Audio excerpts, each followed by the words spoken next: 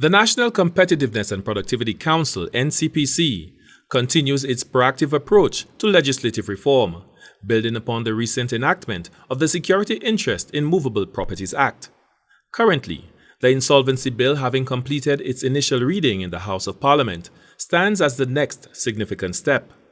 This bill aims to offer individuals and businesses grappling with economic challenges the opportunity to restructure their financial obligations with creditors. Sharma Matre serves as a Deputy Director at the NCPC. The main goal of this piece of legislation and reform project is to balance the interest between the financial institution and the borrowers. One of the prevailing misconceptions regarding insolvency legislation is the belief that it empowers lending institutions with increased authority to pursue the assets of debtors in default. Mathren clarified that this notion is inaccurate and proceeded to outline several critical protections embedded within the legislation. The main objective of this legislation or this reform project is to ensure that there are proper laws in place and there is an established office of the receiver or supervisor of insolvency to ensure that no one party exercises any pressure.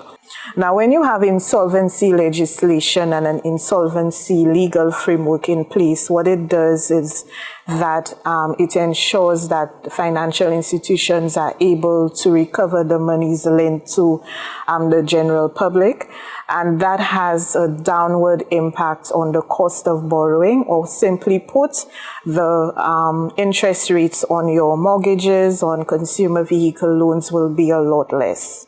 The legislation encompasses the establishment of the Office of the Supervisor of Insolvency, tasked with acting as a neutral arbiter to harmonize the interest of both the creditors and debtors. They're basically responsible for administering the insolvency bill. They will be responsible for the licensing of insolvency practitioners, and one of their main functions is to basically coordinate the consumer proposals. So say if, for example, you're not able to make a specific payment on your mortgage or your loan, then you have the Office of the Supervisor or Receiver of Insolvency present to basically arbitrate or help you with the negotiation and to ensure that the bank does not exercise excessive pressure on the borrower.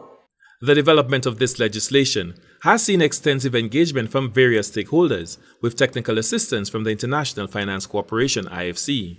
According to Matre, this legislation is anticipated to yield favorable economic outcomes, including a reduction in non-performing loans within the financial sector. She highlighted that comparable legislation has proven successful in other jurisdictions. For the National Competitiveness and Productivity Council, Glenn Simon reporting.